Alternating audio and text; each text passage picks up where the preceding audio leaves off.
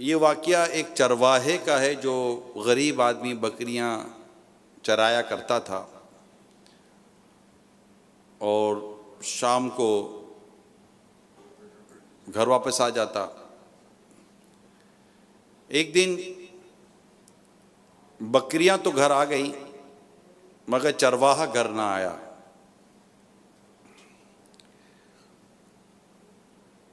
रात हो गई, बेटा भी तलाश कर रहा है, घर वाले तलाश कर रहे हैं, मगर उसका कोई पता मिला नहीं। रात भर इंतज़ार में गुजरी, सुबह उजाले में फिर ढूंढने चले। ढूंढते ढूंढते एक दरिया के किनारे पानी का चश्मा था, उसकी लाश मिली। और लाश इस तरह मिली कि उस पर गोलियों के निशान थे, यानी बदन यानी फायर हुआ था, गोलियां मारी गई थी उसको, और वो वहीं पर उसकी मौत वाकई हो गई थी। अब इन्वेस्टिगेशन शुरू हुई कि मामला क्या है। घर वालों से पूछा गया कि कोई दुश्मनी, तो बता सीधा साधा सा आदमी था, नॉर्मल था, घर आ जाया करता था, कोई ऐसी खास इसकी दुश्मनी याद नहीं पड़ता कि कोई लड़ाई झगड़ा ऐसा कभी हुआ। हाँ, अलबत्ता एक आध ऐसा चरवाहा था जो कभी कभी इनकी और वो हो जाया करती थी, लेकिन अब इसका भी ये ऐसी कुछ नहीं थी। मगर मसला ये कि चरवाहों में हो जाती थी लड़ाई, वो पानी पिलाने पर होती थी। वो बोलते पहले मेरी बकरियां पानी पींगी, तो पहले मेरी बकरियां पानी पींगी, तो इस तरह मतलब के लड़ाइयाँ इस तरह की हो जाया करती थी। मगर नॉर्मल किस्म की लड़ाइयाँ होती थी, कोई जान लेने वाली तो होती नहीं थी। मगर घर वालों ने कहा कि वो किसी एक के साथ ऐसा वाक़या हो जाता था। तो इन्वेस्टिगेशन हुई, तफ्तीश हुई, उसको पकड़ा गया। वो भी चरवाहा था, और पकड़ते हुए जब उसको सवाल जवाब हुए तो उसने इकबाल जुर्म कर लिया कि मुझसे ही ये कत्ल हुआ है। काजी के पास मुकदमा गया, सारे गवाह शवाहिद जो जो दस्तयाब थे, तफ्तीशी रिपोर्ट वगैरह सब काजी के यहाँ पेश की गई। काजी ने सज़ाए मौत, कत्ल का जो अंजाम था वो सज़ाए मौत थी। लेकिन काजी के फैसले में एक शर्त ये लगाई गई कि काजी ने कहा कि जिसका कत्ल हुआ है, मकतूल, इसका एक बेटा है जो भी छोटा है। ये जब तक 18 साल का ना हो जाए, जो कत्ल का जो वो है फैसला, ये नाफिज नहीं किया जाएगा, क्योंकि उसका बेटा जो कि 18 साल का जब होगा तब देखेंगे। और वो दूध पीता बच्चा था, नाबालिग था, और काजी ने जो सज़ा को जो उस वक्त तक रोके रखा, मुअल्लक कर दिया उसके बालिग यानी 18 साल होने तक, कि कानूनी मामला था कि हो सकता है कि ये बालिग होने के बाद, यानी 18 साल होने के बाद, बालिग नहीं कहेंगे, 18 साल ये कानूनी एज होती है। बालिग तो की उम्र तो उसका एक अलग बयान है। तो 18 साल का जब हो जाए तो हो सकता है कि ये अपने भाइयों को इसको माफ़ करने में राज़ी कर ले, लिहाजा उस वक्त तक फांसी की सज़ा यानी कत्ल की सज़ा या सर कलम करने की सज़ा रोक दी गई, मगर ये रहेगा जेल में, क्योंकि जुर्म तो साबित हो चुका था। अब 18 साल तक उसको जेल में रहना था, और वो जो बच्चा था वो 18 साल का हो तब देखे फिर क्या होता है। वो अच्छा, अब ये मुकदमा थोड़ा मशहूर ही हुआ तो बच्चे का नाम भी यतीम यतीम पड़ गया। वो यतीम, वो यतीम, वो यतीम, ये बड़ा होने के बाद भी यतीम ही कहलाता था। आखिरकार 18 साल हो गए, और 18 साल के बाद बाकायदा एक जिरगा बैठा कि भाई माफ़ करना है या क्या। तो जो जिसने कत्ल किया था उसके रिश्तेदारों ने पैसे भी दिए और भी बहुत कुछ कहा कि ये सब ले लें आप, हमारे इसको माफ़ कर दें। लेकिन जिनके वालिद कत्ल हुए थे वो बच्चे माफ़ करने को आखिरकार तैयार नहीं हुए। काफ़ी मुकदमा चलता रहा, बातें चलती रही, मुकदमा तो हो चुका था आपस में, जो कबीले और इस तरह का आपस में चलता रहा, मगर कोई भी मानने को तैयार नहीं था। पैसे, ज़मीन, सिफारिशें, तो कोई था नहीं हिसाब किताब। अच्छा, जो बड़ा बेटा था उसने ये किया कि सबको उसने मशवरा करके एतमाद में लेकर ये हो गया कि आप जो फैसला करेंगे वो हमारा फैसला होगा। तो यूं ये हुआ कि फिर वो जो बच्चा बड़ा हुआ था उसने भी और सारे घर वालों ने भी, उसकी माँ ने भी, फैमिली मेम्बर ने भी, सब कुछ अपना सारा कुछ फैसले का जो इख्तियार था वो बड़े बेटे के सिपुर्द कर दिया। अब तमाम तर कार्रवाइयाँ होने के बाद नतीजा ये निकला कि हम इसे माफ़ नहीं करेंगे, इसके मुतालिक जो हुक्म हुआ है सज़ा का उसको सज़ा दी जाए। खैर, पुलिस वालों ने भी उसको यही कहा कि भाई अब तो सारा मामला ख़त्म हो गया और अब आपकी माफ़ी के सारे रास्ते बंद हो चुके हैं, लिहाजा अब कल आपको सज़ा दी जाएगी। वो शख्स कहता है ये सज़ा का सुनने के बाद मुझे कोई बहुत ही ज़्यादा सदमा नहीं हुआ, क्योंकि 18 साल मुझे जेल में ही हो गए थे। तरह तरह की वाक़िया, तरह तरह की बातें, तरह तरह के कैदी एक जेल से दूसरे जेल में ट्रांसफ़र होता हुआ आया था। और यहीं पर मतलब मैंने फिर वो तहफ़ीज़ यानी मदरसा था तो मैंने यहाँ कुरान भी हिफ्ज़ कर लिया, लिखना पढ़ना भी आ गया था। तो मतलब मेरी ज़िंदगी के 18 साल तो इस तरह मतलब के गुज़र गए।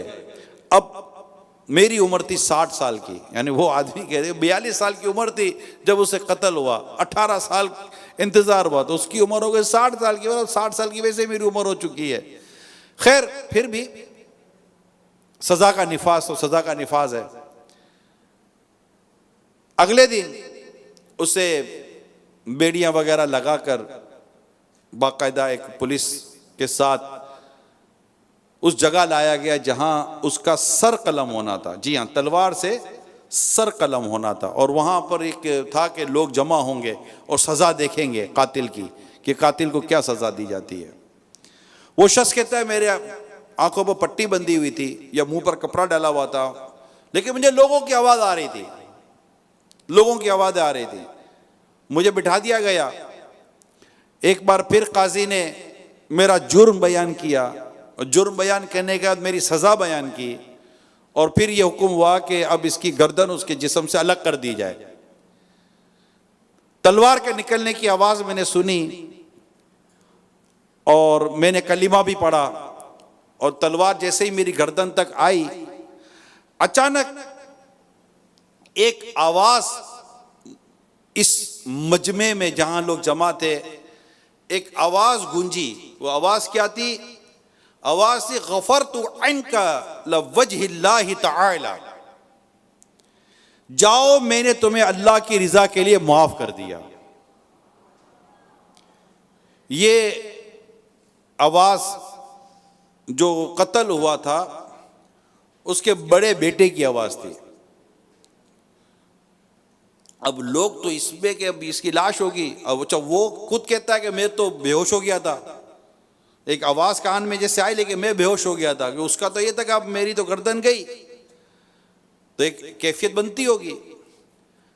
खैर, लोग सुबहान अल्लाह, माशा अल्लाह, ला इलाहा इल्लल्लाह, यानी एक जिक्र का माहौल वहाँ पर बन गया और जनाब उसको माफ़ी मिल गई। अरे किसी का तस्वर भी नहीं था ना कि सारे कोशिशें ख़त्म हो चुकी थी, कबीले, ख़ानदान, रिश्तेदार, पैसा, दौलत, ज़मीन, सब कुछ ऑफर्स हो चुकी थी। फाइनली ये रिजल्ट था कि माफ़ नहीं किया जाएगा। और अचानक ऐन उस वक्त के कब गर्दन उड़ी के उड़ी, अचानक आवाज़ आती है कि जाओ मैंने तुम्हें अल्लाह की रज़ा के लिए माफ़ किया। तो लोगों के लिए बड़ी हैरत थी। और वो शख्स जिसको माफ़ किया गया वो तो बेहोश हो चुका था, उसको पुलिस वाले दोबारा फिर ले गए कैद खाने में कि वहाँ पर माफ़ी के बाद अब उसकी सज़ा तो ख़त्म हो गई, लेकिन अब वो रिहाई के कुछ कार्रवाइयाँ मौजूद थी। खैर, कार्रवाइयाँ वगैरह हुई। अब रिश्तेदारों को भी वो बताने वाली पोजीशन नहीं थी कि मेरी रिहाई कब होगी। आखिर उसकी रिहाई हो ही गई और वो बाहर निकला। अब बाहर निकला तो अब उसको ये था कि कोई मैं गाड़ी वगैरह लूं और घर की तरफ चलूं। घर की तरफ चलने के लिए जैसे गाड़ी चली, टैक्सी वगैरह जो उसने की, तो रास्ते में उसको ख्याल आया कि मैं घर जाने के बजाय मुझे मकतूल के घर जाकर उनका शुक्रिया अदा करना चाहिए जिनकी वजह से मुझे माफ़ी मिली। मैं ख्याल में 18 साल गुजर चुके थे, ख्याल में गलियां गलियां से होता हुआ आखिर उस घर पहुंच गया जिसके मैंने कत्ल किया था। और दरवाजे पर दस्तक दी, दरवाज़ा खुला, मुझे अंदर लिया गया। मैंने अंदर जाकर यही कहा कि मेरे पास सिवाय इसके और कोई नहीं है कि मैं आपको ये कहूँ कि अल्लाह आपको जज़ाए खैर दे। मैं आपको शुक्रिया अदा कर सकता हूँ, मेरा हर लफ्ज़ आपकी शुक्रिया के लिए होगा। यूं करके वो गले मिला और थोड़ा सा यूं जो एक उस टाइम पर हो सकता था उसने किया। अब वो बच्चा जिसने, लड़का बेटा जो उसे माफ़ किया था, उसने कहा कि मैं अब बैठो मैं तुम्हें बताता हूँ कि ये क्या हुआ। असल में ये हम तय कर चुके थे कि हम तुम्हें माफ़ नहीं करेंगे।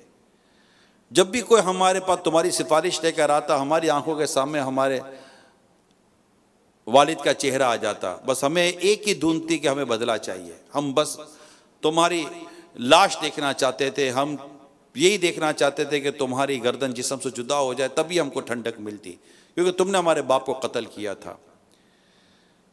हमें हर तरह की ऑफरें हुई, हर तरह की सिफारिश हुई, लेकिन नहीं जहन बनता था। लेकिन एक दिन ऐसा हुआ कि मैं बैठा था तो मुझे ख्याल आया, तो मैंने अपने सारे घर वालों को जमा किया और मैंने कहा कि अगर हम इस कातिल को माफ़ कर देते हैं तो ये माफ़ करने का सारा सवाब हम अपने वालिद साहब को सदका ना कर दें, क्योंकि इस बदला लेने से जो कुछ है वो है, लेकिन माफ़ कर देने का जो सवाब मिलेगा, वो सवाब अगर हम अपने वालिद साहब को सदका कर देते हैं, इसाल कर देते हैं, तो इससे हमारे वालिद को फ़ायदा पहुंचेगा। और माफ़ी के ताल्लुक से कुछ वहाँ डिस्कशंस हुई, थोड़ी बहुत बहस हुई, लेकिन मुझे मेरे सब घरवालों ने कहा कि हम तुम्हें वैसे इख्तियार दे चुके हैं, अब मुझे तुम्हें माफ़ तो करना ही था, लेकिन मैंने अपनी माफ़ी को अपने पास महफूज रखा, क्योंकि मैं तुम्हें बस सज़ा के किनारे पर देखना ज़रूर चाहता था कि तुम्हें सज़ा जैसे मिल रही है, और जैसे ही तुम्हें सज़ा बिल्कुल नाफिज होने लगी तो मैंने तुम्हें अल्लाह की रज़ा के लिए माफ़ कर दिया। ये थी उसकी माफ़ी की कहानी। और यूँ मतलब कि ये सारा मामला हुआ। तो उसने कहा कि अगर मुझे तारीफ़ लेनी होती, मुझे लोगों से मालो दौलत लेनी होती, मुझे कोई शोहरत लेनी होती, तो मैं लोगों की हाँ जी जनाब देख लेते हैं, कर लेते हैं, हमें कुछ भी नहीं करना था। हमें लाखों लाख पैसों की ऑफरें हुई, लेकिन हमें कुछ नहीं करना था। हमें बस इस माफ़ी के ज़रिए अपने रब की रज़ा हासिल करनी थी, इसके लिए हमने तुम्हें माफ़ किया।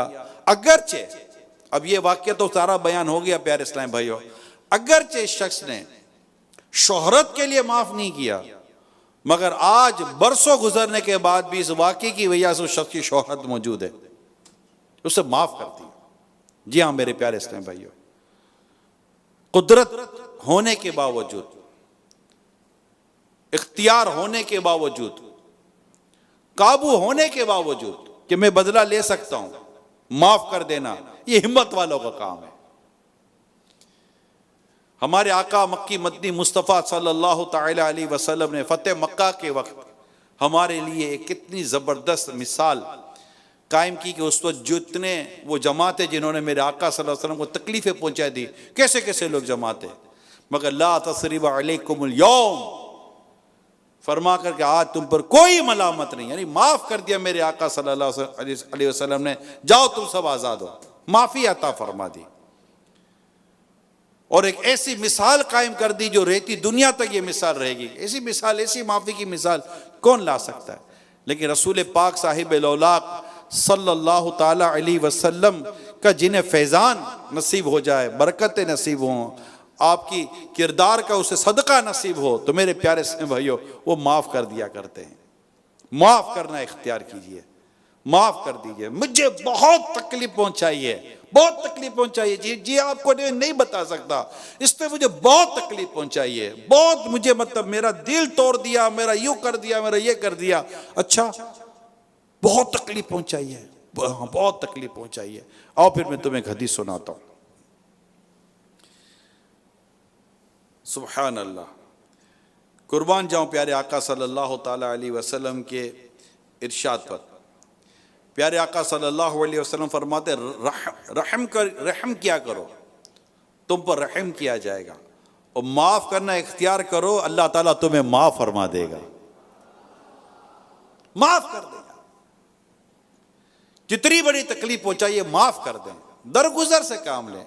अल्लाह पाक अपने प्यारे हबीब सल्लल्लाहु अलैहि वसल्लम से क्या खूब इरशाद फरमाते, खुज़िल अफ़्वा, ए हबीब माफ करना इख्तियार कीजिए, माफ कर दे। जिंदगी का प्रिंसिपल बना लो मेरे प्यारे इस्लाम भाइयों, मद्दी चैनल के नाजरीन, फैज़ान मदीना के हाजरीन, जहां जहां आप देख और सुन रहे हैं, जिंदगी का एक प्रिंसिपल बना लें, एक उसूल बना लें, इदफ़ा बिल्लती हिय अहसन।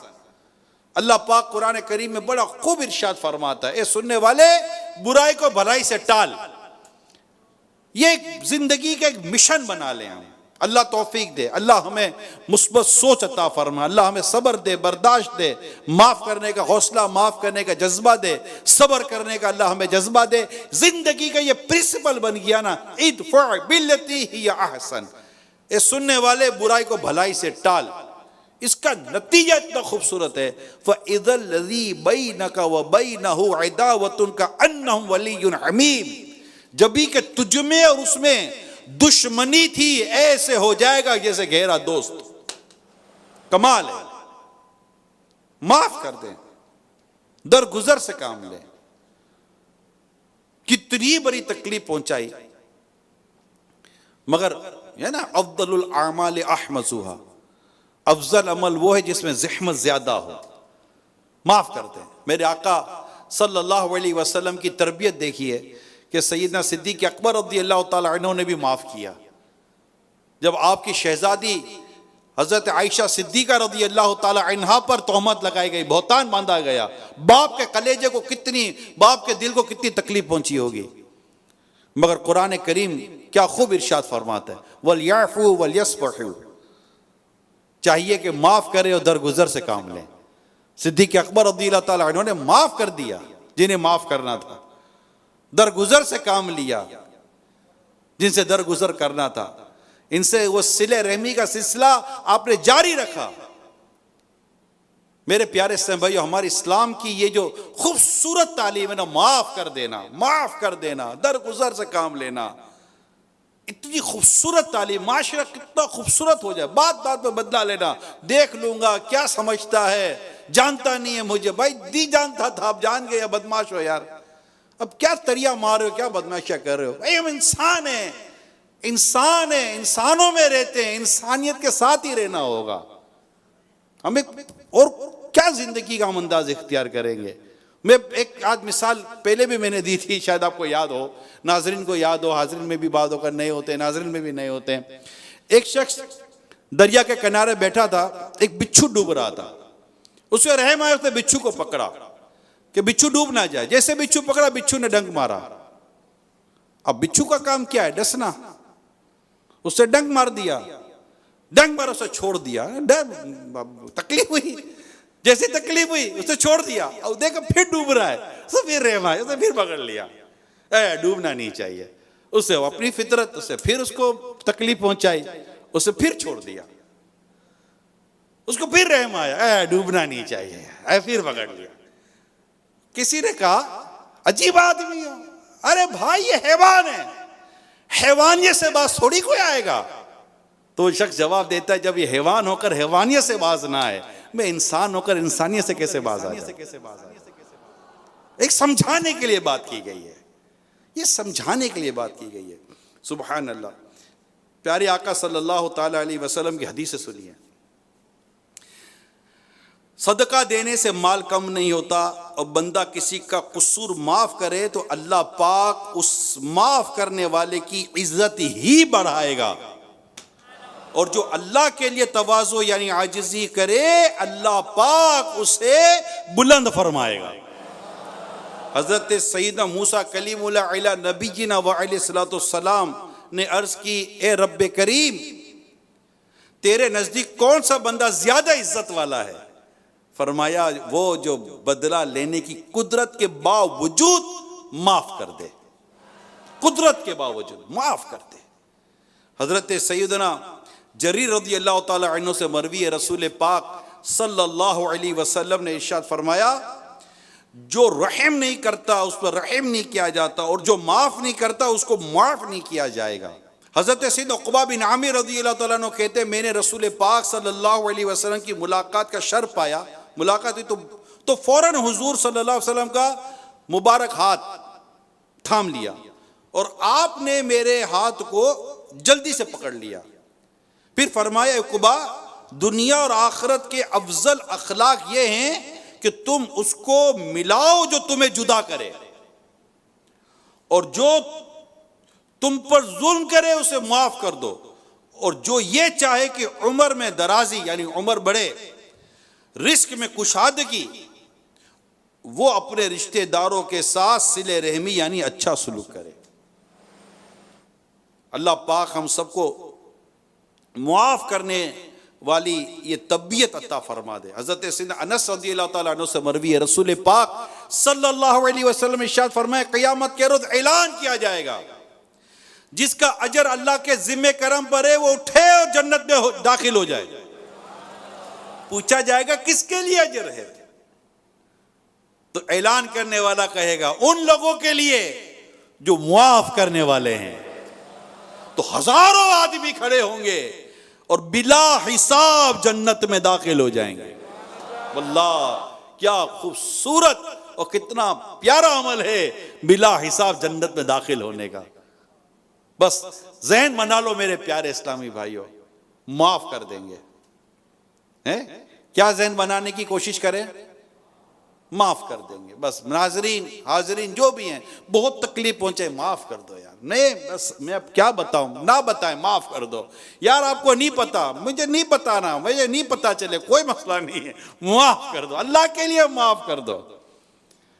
अल्लाह माफ फरमाएगा, अल्लाह अजर अता फरमाएगा, खानदान के खानदान मिल जाएंगे। माफ करें, मिल जाएं। अगर कोई माने शरई नहीं है, कोई शरई रुकावट नहीं है, मिल जाए।